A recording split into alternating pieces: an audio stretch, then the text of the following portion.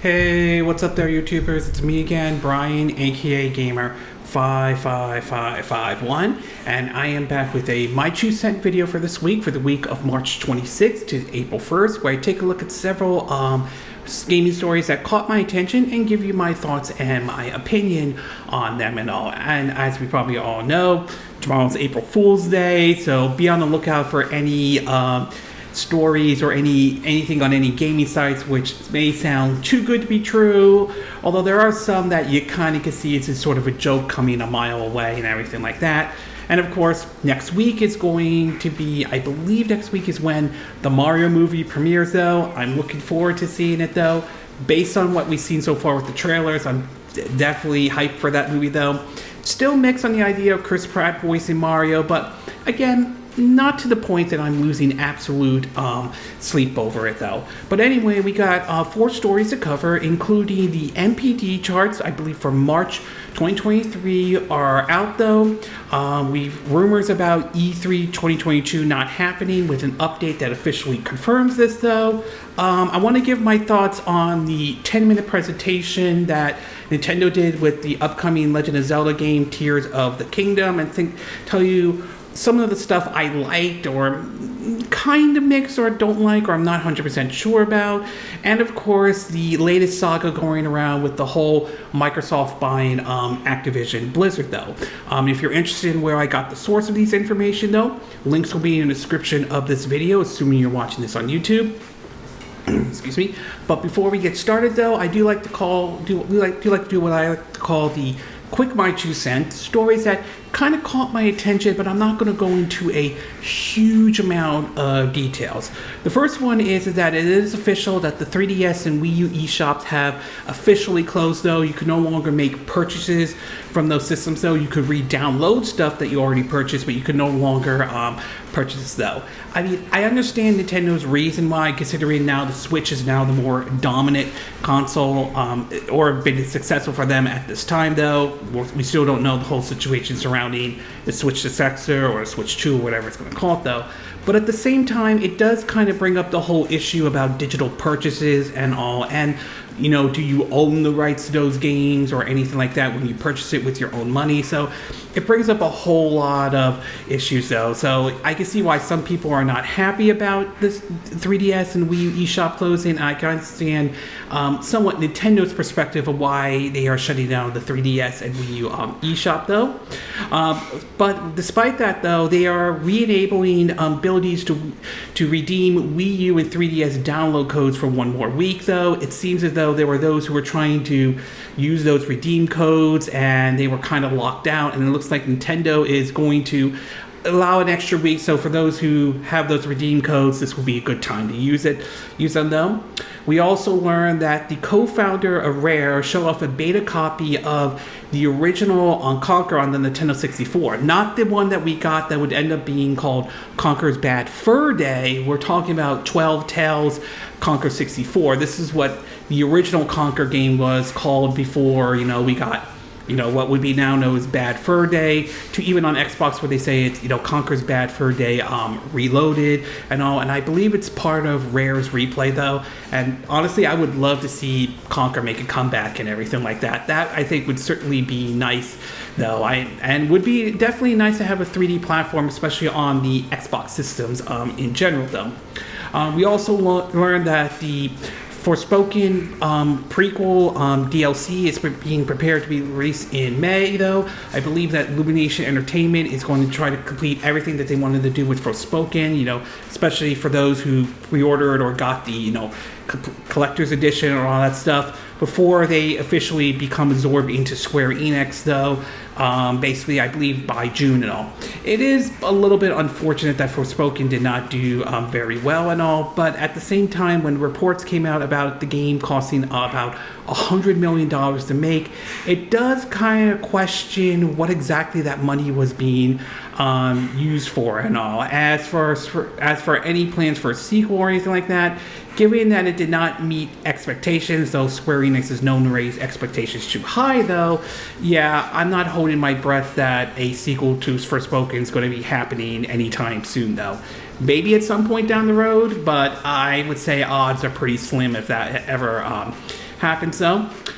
We also learned that the CEO of Activision Blizzard, Bobby Kotick, has been disappointed by Sony's behavior in terms of the whole, Microsoft purchasing Activision Blizzard saga, to be exact. But he is saying that he's committed to the best games possible on the PS5 and the PS4, though. To be clear, though, I'm not a fan of Bobby Kotick in any way, though. I don't like how he has handled Activision Blizzard, though, and also I'm not a fan of a guy who basically, because his company didn't make all the money in the world, decided to lay off a lot of employees, though, while he and the higher ups get bonuses and everything like that. So believe me, Bobby Kotick is no saint or anything like that. But at the same time, though, I'm not defending Sony CEO Jim Ryan and how he's handled this situation itself. More, I will get to that in part 1 when I talk about Microsoft's Activision Blizzard, though.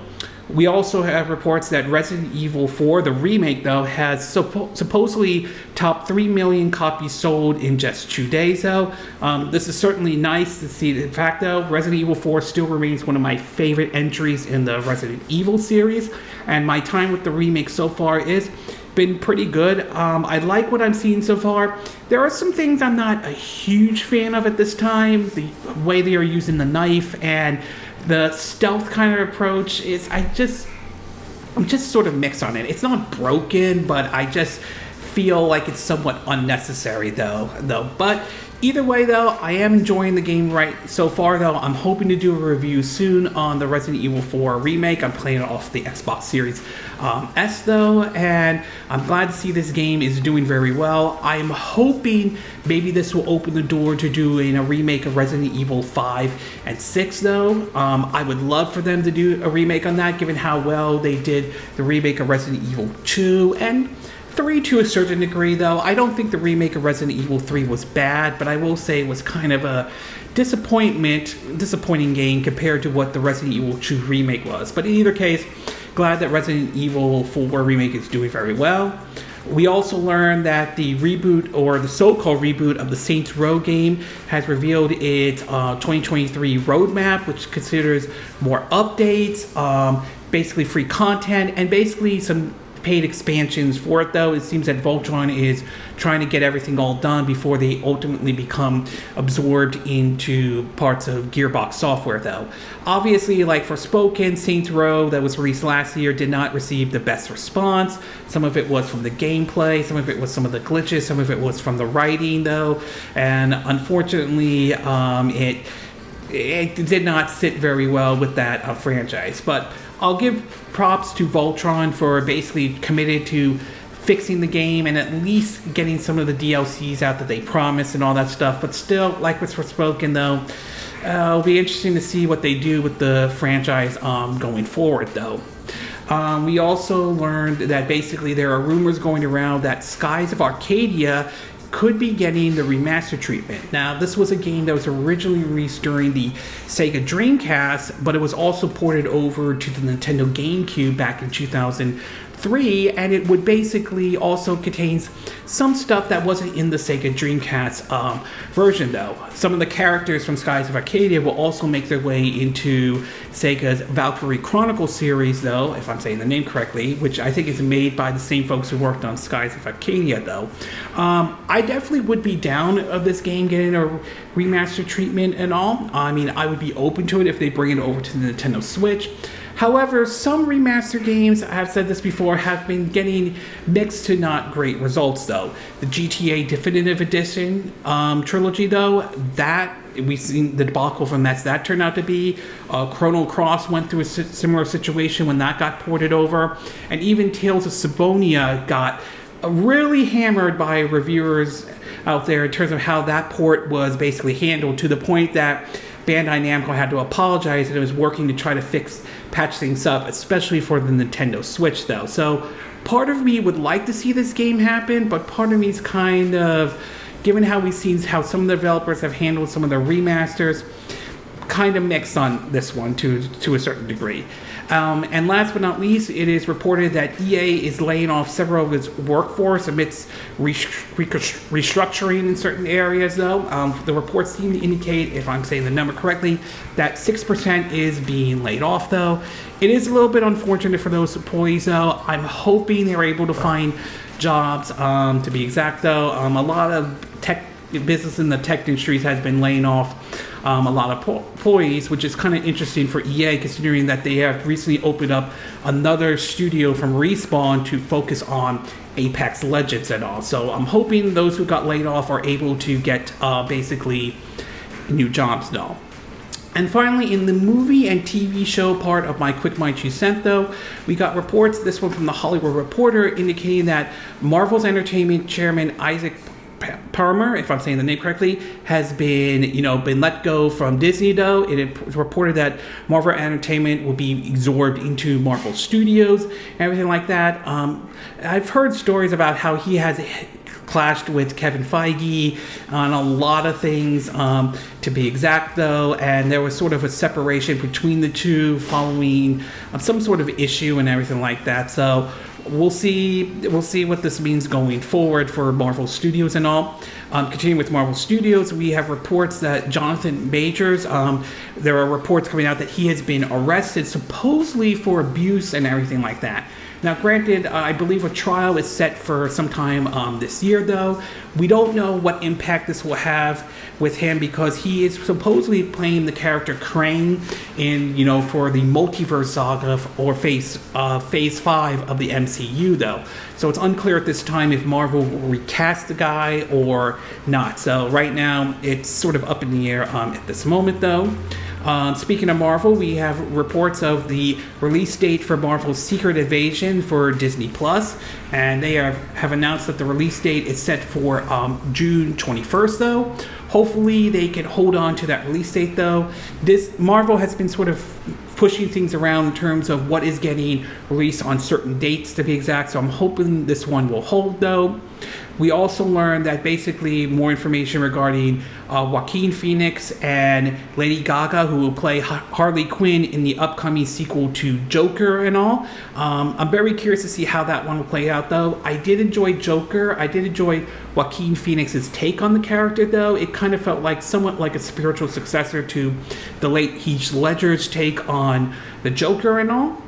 We also learned that Zack Snyder has basically responded to claims about basically trying to sell the Snyderverse over to Netflix and all, considering that WB is rebooting basically their cinematic universe, and he's basically saying the answer is pretty much no. And I understand why some people would want to see the Snyderverse to continue, but I think at this point, I think a lot of people are moving on. I think Warner Brothers wants to try to get their cinematic universe nailed down and try to get it right this time. So unfortunate, yes, though, but it is what it is, to be exact, though. And of course, last but not least, the NPD has released their top 10 movies, though. And interestingly, though, movies like Black Panther: Wakanda Forever has ranked on the top of this list, to even Black Adam's kind of making it in, which is kind of interesting considering, from what I understand, it did not do well at the box office, though. But in either case, nice to see it make it onto that list, though. Okay, and with the quick My 2 cent part and the movie TV show part now done, we'll get started with our first story, and this one has to do with the Activision Blizzard purchase that Microsoft has been trying to sort of wrap things up, though. So as you probably are aware, though, we've been seeing this. It has pretty much been in the news for a while, though, ever since back in January of 2022 when Microsoft announced that they would be purchasing Activision Blizzard for, I think, almost close to like $70 billion, though. I think it was at $68 billion, to be exact, though. And there were certainly a lot of questions about it, ranging from, with the future of Call of Duty and other IPs, to be exact, though. But we have seen regulators have started to come in and give their take on it, though. while some areas may not be nearly as huge as other areas, to be exact, though, we've heard from Brazil, Saudi Arabia, Serbia, I believe Chile, as well, though. The one that some have been looking at is basically been, the UK, the European Union, and even here in the US with the FTC and all. Well, recently there were two stories that kind of came out to this one. One is from the UK, the CMA one, and one from Japan, though. Not to mention, it seems as though now politicians are sort of getting into this situation with Microsoft buying Activision Blizzard. Only this one seems to be more directed towards Sony than Microsoft, to be exact, though. In the first one, in terms of last week, this had to do with UK regulators that are saying, basically, as the CMA has narrowed the scope of their concerns about the deal, though. According to the article from Video Game Chronicles, though, again, links will be in the description, though, it reads that, quote, this is from last week to be exact, the watchdog said on Friday that it has updated its provisional finding after receiving fresh evidence that alleviates some of its concerns about the $69 billion deal. While the CMA originally believes that making Call of Duty exclusive to Xbox could be commercial benefit for Microsoft, it said that the new data has received indicate that this strategy would be significantly loss-making under any plausible scenario, though. In light of this, the CMA has narrowed its scopes of its concerns about the deal. Provisional findings are a key aspect of merger process and are specifically, apologize if I'm not saying that incorrectly, designed to give the business involved and any interest third party the chance to respond with new evidence before you make a final decision, said one of the chairs of the independent panel conducting the CMA investigation. Having considered the additional evidence provided, we have now provisionally concluded that the merger will not result in a sustainable lessening of competition in console gaming service because of the costs to Microsoft for withholding Call of Duty from PlayStation would outright any games from taking such actions. Our provision views that this deal raises concerns in cloud gaming market is not affected by today's announcement. Our investigation remains on course for completion by the end of April, though. In an update, though, Microsoft and Activision have responded to this, though, in terms of, this is what they had to say, quote, we appreciate the CMA's rigorous and thoroughly evaluation of evidence and welcome its update provisional findings, a Microsoft spokesperson told CNBC. This deal will provide more players with more choices in how they play Call of Duty and their favorite games. We look forward to working with the CMA to resolve any outstanding concerns. An Activision spokesperson said the update provisional findings shows an improved understanding of the console gaming market and demonstrates a commitment to supporting players and competitions. They added, Sony's campaign to protect its dominance by blocking our mergers can't overcome the facts, and Microsoft has already presented effective and enforceable remedies to address each of the CMA's remaining concerns. We know this deal will benefit competition, innovation, and consumers in the UK. So at least it's sounding to me, unless there's a last minute change we don't know about, it's sounding more and more likely. I think the CMA will probably say yes to this deal going through, though. I mean, there's a possibility they could say outright no, but I think the odds are they're probably going to say yes to this deal. And I'm pretty sure there's a good chance Microsoft is going to try to find ways to sort of convince them that they're addressing the cloud concerns, though, especially since Microsoft has signed several deals with several cloud companies to stream Call of Duty and all. Over in terms of another regulators, this one from Japan, they have recently said their results on this. According to an article from IGN, it reads that, quote, the Japan Fair Trade Commissions have approved Microsoft's acquisition of Activision Blizzard after its review concluded that the deal was unlikely to result in subsidiary restraining competition. The Japan Fair Trade Commission reviewed the transactions and reached the conclusion that the transactions is unlikely to result in subsidiary, apologize if I'm not saying that incorrectly, restraining competition in any particular field of trade, read in a post on the regulatory website reported by VGC. The review found that the $69 billion merger fell under the safe harbor criteria for vertical business interrogation laid out in Japan's Anti-Monopoly Act, and that, according to the JFTC, has notified the parties that the JFTC will not issue a cease and desist order. Obviously, Microsoft is very happy about this. So, with Japan seem to be more on board, and the CMA sounding more on board and all, it's probably going to be very interesting to see what the FTC does, though. Whether they do move forward to taking Microsoft to court in terms of buying Activision Blizzard, or if there's pressured on them to start pushing for making some sort of remedies or anything like that, though. I mean, it would be kind of awkward to see the FTC be the only one saying no to this, though, considering that it's sounding more and more like the other regulators, though, are saying yes to this deal.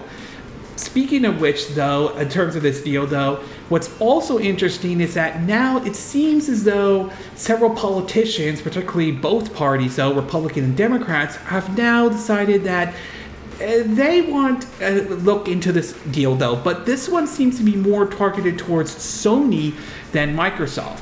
In an article from Aximum, it reads that, quote, 11 members of Congress is arguing Sony is unfairly hurting Xbox in Japan, though. Excuse me 1 second. It reads that, quote, members of Congress from both sides of the aisles are pressing the Biden administration to take actions on PlayStation Xbox console competition in Japan.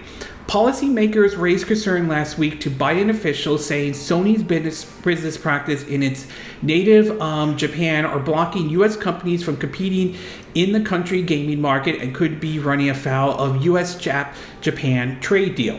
The unexpected pressure became public on Thursday when Senator Marina Catwell, if I'm saying the name correctly, Democrat from State of Washington, pressed the U.S. Trade Representative Kathleen Tang on it during a trade hearing.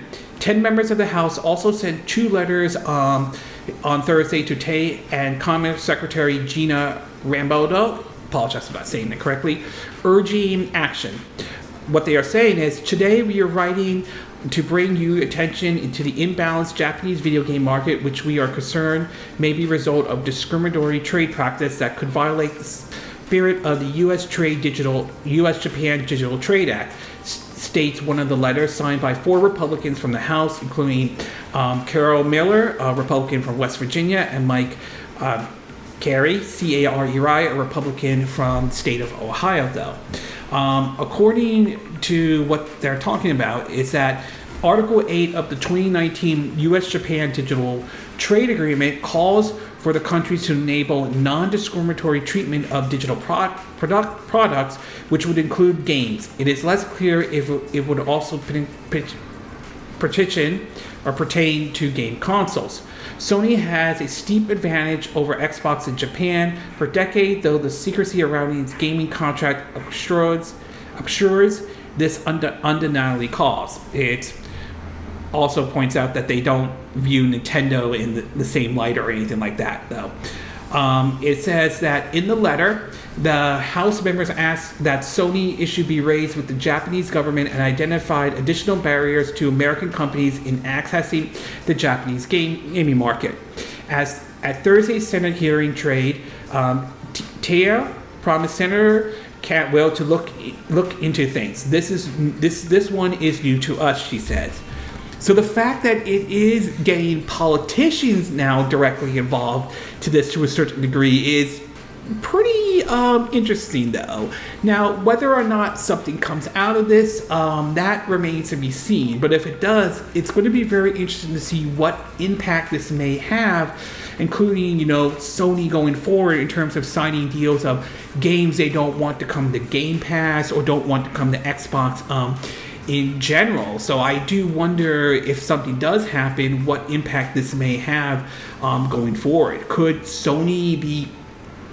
there be a situation where Square Enix could be forced to now bring Final Fantasy 16 to the Xbox Series XNS though. I mean, we know it's exclusive right now to the PS5, and Sony's basically has exclusivity on it, but could that be in jeopardy, to be exact, though? So it certainly is very interesting, though it is worth pointing out that supposedly this investigation, or this push for it, though, was lobbied by Microsoft, which sort of lobbied this senator on their behalf to push for that, though. So there's some questions you could make of this to a certain degree, but it's very interesting to just see how far this has really gotten, and you do kind of wonder, would it have been better for Sony to accept this additional 10-year deal for Call of Duty on their system, rather having this drag out to the point that now we're getting the Senate and politicians directly involved in this. So overall, very interesting situation we're seeing with the whole Microsoft Activision Blizzard, though.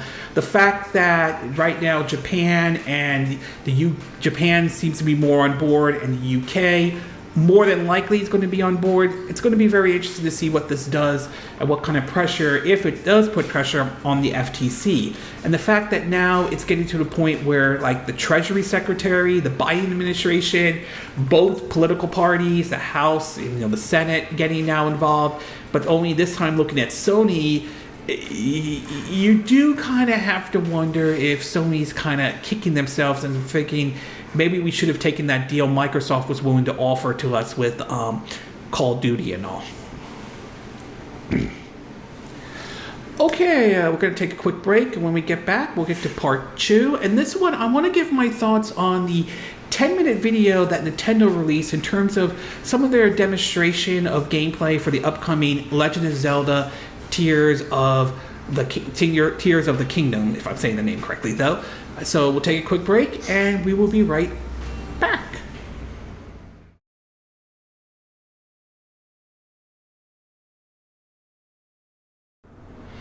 Okay, and we are back with part 2 of my 2 cent video for this week. And for this one, we're going to be taking a look at some information or a gameplay demonstration that was released for Zelda Tears of the Kingdom. So, as we all know, for a lot of us Nintendo fans, we are looking forward to when May comes, which will be, almost like next month to be exact, though, as we get the sequel to 2017's The Legend of Zelda Breath of the Wild.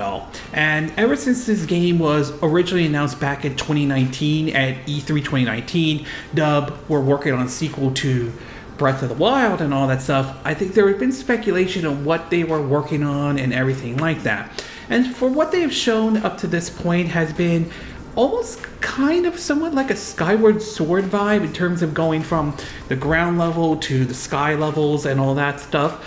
But recently, though, they did show off a 10-minute demonstration and all. And while it's not the exact Direct, though, I still think there is a chance Nintendo could do an actual Nintendo Direct focus on just Zelda Tears of the Kingdom, though. What they showed definitely showed a lot of promises, and in a way kind of addresses certain concerns or some issues that people had with The Legend of Zelda Breath of the Wild, though. In terms of what I liked based on what they showed, though, I do like some of the skills that they had showed off, to be exact, though. The abilities like Rewind and Ascent look kind of neat, though. One demonstration they showed was an object falling from the sky levels. Link, used the Rewind feature, went on it, and was able to rewind and go straight back up towards the sky level and all that. Other things like Ascend, though, makes you able to go through like a certain like a ceiling and all to reach another area. The example they showed was basically a mountain, and rather than trying to climb the mountain, that could, depending on how much you have in your stamina, though, could eat through your stamina, though.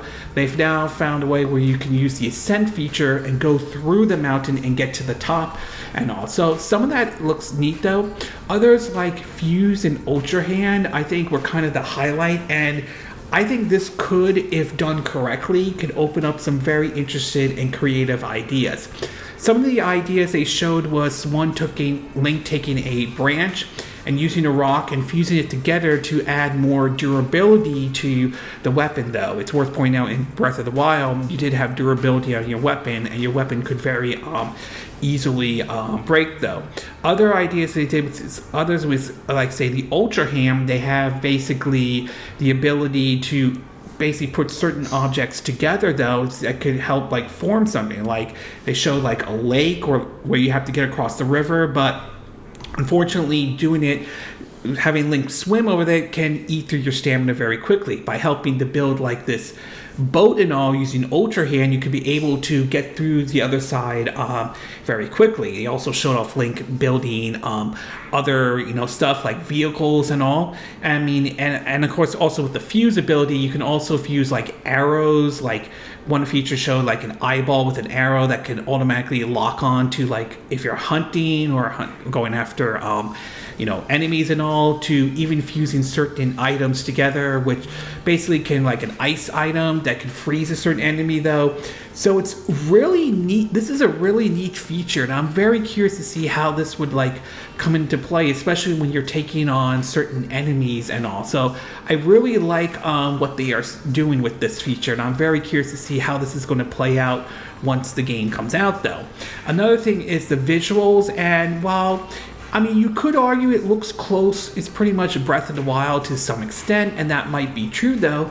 I do think it does look a little bit better, though. It's worth pointing out, when Breath of the Wild was originally announced, though, this was a Wii U title, and while the game eventually made its way over to the Wii U as the last Wii U title for that game, it was also the launch title for the Nintendo Switch. So it was sort of like a generation title, one for the Wii U and one for the Switch. This one is designed with just the Switch in mind, to be exact, though, so they're basically just aiming for that, though. And I will say, it looks, the draw distance, I do kind of admit it does look a bit better than what Breath of the Wild does. So from a visual standpoint, it definitely looks nice. I also like the idea that they combine, some of the visual styles from Wind Waker to the kind of style seen in Twilight Princess. So I definitely liked that approach, though.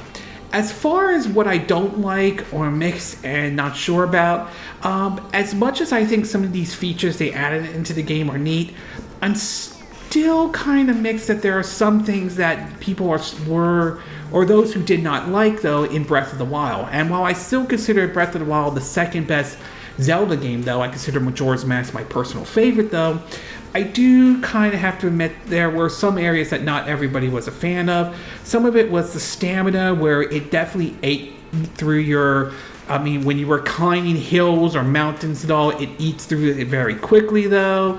Others was basically, the durability of your weapons and how very easily it could break, though. And I do kind of wonder if we're going to see that, like, with the fuse items. As much as I think it's good, I just worry to how whether durability will be a major issue. Same with the stamina meter.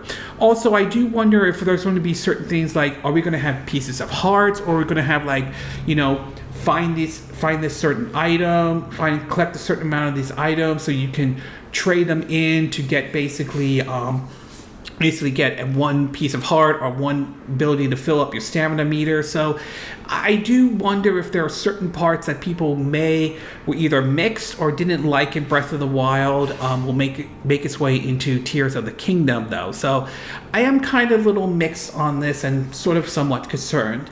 But in either case, though, I do have to say I definitely liked what they were showing during this 10-minute demonstration, to be exact, though. The concepts that they've showed off were really neat. The fuse, the Ultra Hand, the Rewind and Ascend, though. And I'm curious to see if there are other abilities that we don't know about yet, though, to be exact. So overall, definitely liked what they showed during this gameplay demonstration, though. There were some really the fuse, Ultra Hand, Rewind, and Ascend are really neat, though. But I will admit, I do have concerns if that's enough to address some of the concerns that people had with Breath of the Wild, whether it was the weapon durability or the stamina which you could eat through very quickly if you're trying to, say, like, scale a mountain or a hill or anything like that. So I'm somewhat concerned about it, but it hasn't discouraged me from looking forward to picking up The Legend of Zelda Tears of the Kingdom, though.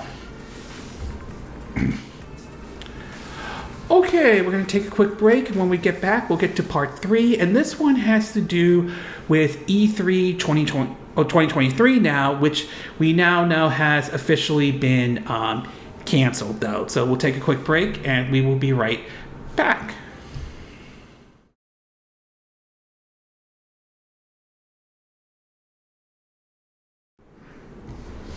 Okay, and we are back with part 3 of my True Scent video, and for this one, we're going to be talking about E3, or what was supposed to be E3 2023 this year, though. Now, last year, it was announced that Repop, which has done events like, I think, PAX East and PAX West, though, was going to be taking over and doing E3, at the time, E3 2023. And I was very curious to see how they were going to do this and all, and how this was going to be handled, considering E3 had sort of been in a very not so great spot. Its influence has kind of somewhat diminished due to the rise of stuff like the Nintendo Direct, Sony State of Play, and other big companies doing their own, digital event and everything like that. To obviously, when COVID happened, that had a real impact on E3, and then again, a lot of conventions and events and everything like that. That really did, though. But this year, though, there was certainly some things that were not going in E3 2023's favor, though. There were reports of several companies that were pulling out and everything like that, despite their claim of supporting E3, which kind of contradict what they are saying when you're saying you support E3, but you're not going to E3 at all, though. And this includes many things from Sony, Nintendo. Recently, we learned Tencent and Sega and Ubisoft recently were announcing basically they were not coming to E3, and it raised the question about whether E3 2023 was going to happen, though. Well, recently this week, though, we got the official confirmation, and this is from the article from IGN, that indicated that, E3 sadly was canceled this year, though. In an article posted from IGN, this is what they had to say. Quote, "Two sources have confirmed to IGN that the organization announced the cancellation via an email sent out to its members today. The email said that while E3 remains a beloved event and brand, that the 2023 version simply did not garner the sustained interest necessary to execute in a way that would showcase the size, strength, and impact of our industry. The ESA concluded the email by saying its commitment to actively work. It does not mention undertaking the show again in future years." Following the IGN report, the ESA issued the following public statement from the global VP of gaming, Repop. This is what they had to say. Quote, "This was a difficult decision because of all the efforts we and our partners put towards making this event happen, but we have to do what's right for the industry and what's right for E3. We appreciate and understand that interest companies wouldn't have playable demos ready, and that the resources challenging made being at E3 this summer an obstacle that couldn't overcome. For those who did commit to E3 2023, we are sorry we can't put on the showcase you deserve and that you come to expect from Repop's event experience." The press release added that Repop and ESA will continue to work together on future E3 events, though. Now, what does that mean for 2024? That remains to be seen, but given some of the directions a lot of these companies have going, including them hosting their own events, it sort of brings back, is E3 really necessary and all that stuff? And to me, as a longtime gamer and all that, I have to admit, I'm kind of sad by this to a certain degree, though, because E3 to me was kind of like Hanukkah for me, though. I'm Jewish to be exact, though, or Christmas for other folks out there, because you wanted to hear what the big announcement was and what was the big game coming for the holidays, what developers wanted to show and everything like that. And there were times that were events that were considered very memorable and all, though. I mean, whether it was like 2006 when you had Shigeru Miyamoto having the Wii remote in like sort of like a like an opera outfit, swinging it around like a baton, what you would see in terms of an opera and all, or classical music in general, though. So there were certainly a lot of stuff that were very memorable. And to see where E3 right now is, It is very, very sad. Does this mean that E3 is officially dead? I would say, to me, the answer is kind of both a yes and a no, though. For this year, yes, it's pretty much dead, though. But for next year, for next year, that remains to be seen at this time, though. We don't know what's going to happen next year for if an E3 2024 is going to happen, though. If it doesn't, though, then I can't see how they could continue doing E3, and that's really unfortunate. I know times have changed, though. We've seen developers and companies do their own live stream or direct or anything like that, but there's something about E3 that made it so interesting to see, though, and it's really unfortunate, though, because I really wanted to see what Repop would have done with E3 2023 over for this year and all. So overall, I would say it's not shocking this happens, though, but it's very unfortunate and sad because to me, E3 is part of gaming history, though, and to see where it is right now is very unfortunate, though.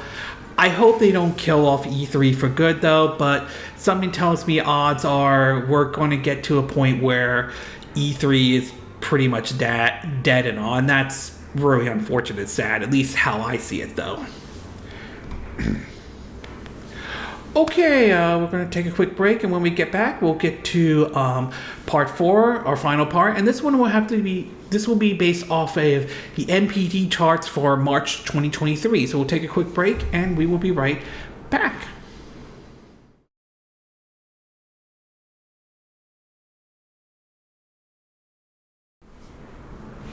Okay, and we are back with our 4th and final part of our My 2 Cent video, and for this one, we're going to be taking a look at March 2023's NPD numbers, though. Now, obviously, they do these every month to see where the games, at least rank in terms of what hardware and all that stuff has done, though. And while we don't have one breaking down for each system yet, though, I haven't yet tried to find one yet, though, we do have sort of the top 10 for March for February to the year to end date, though.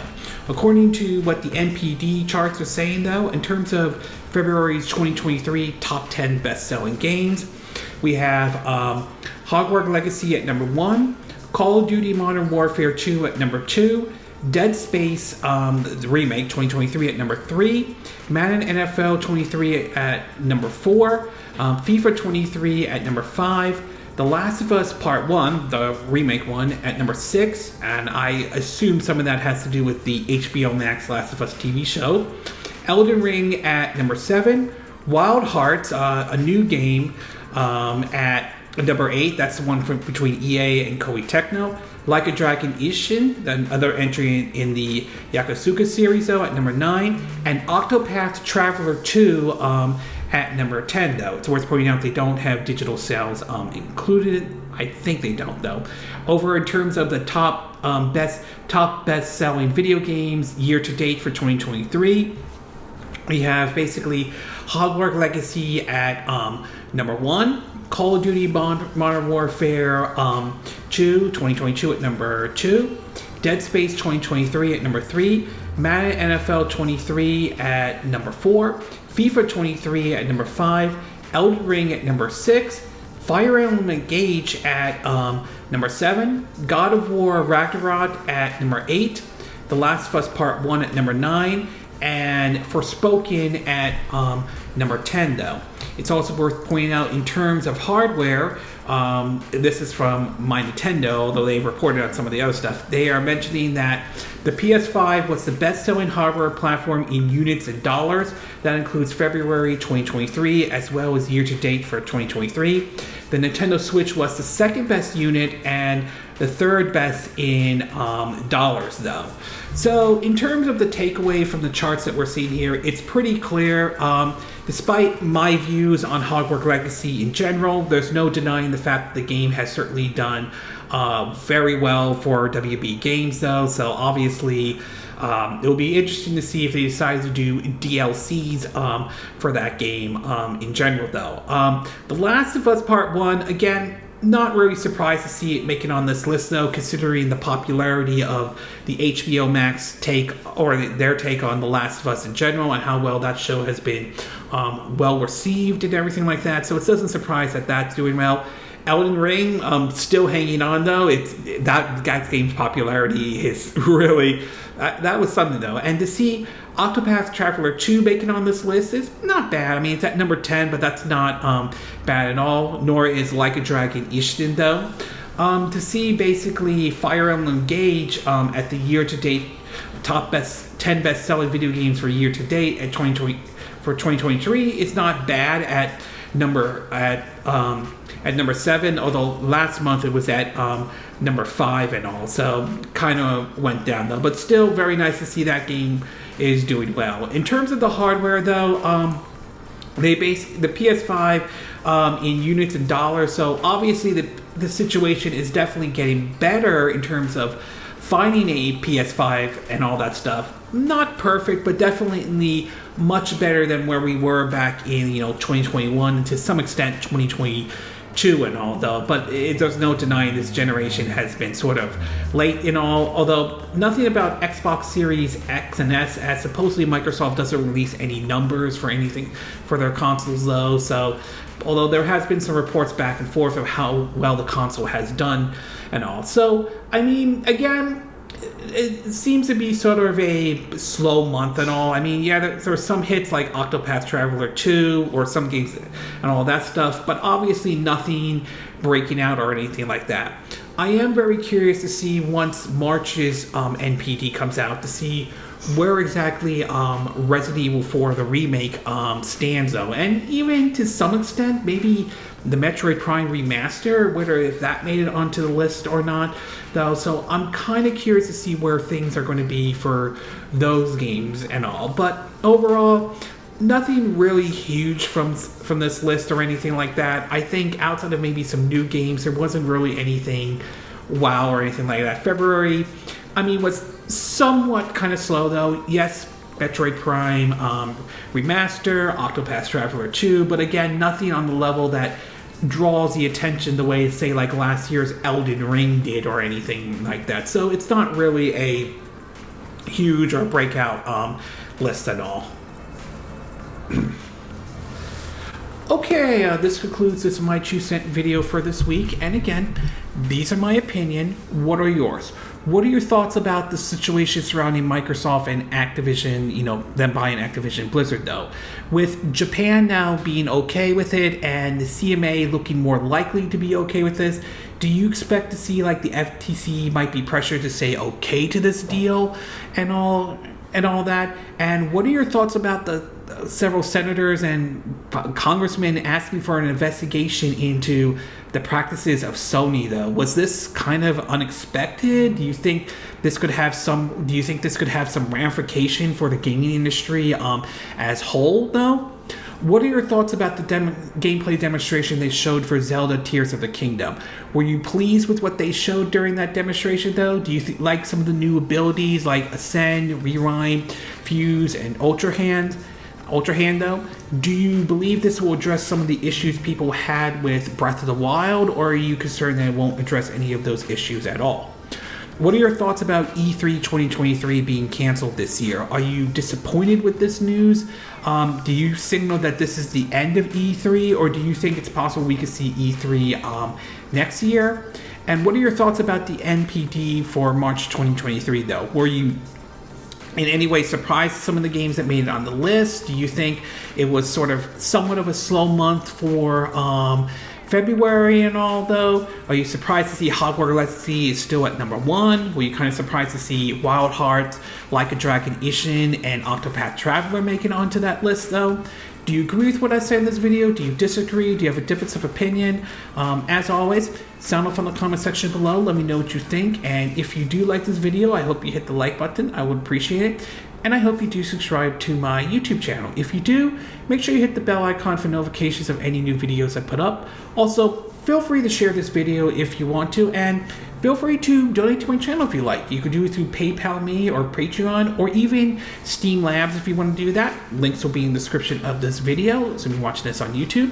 And I will see you again next time when I do another video. Hopefully that'll be soon. Until then, from Southern California, I wish you all a good day then. Bye!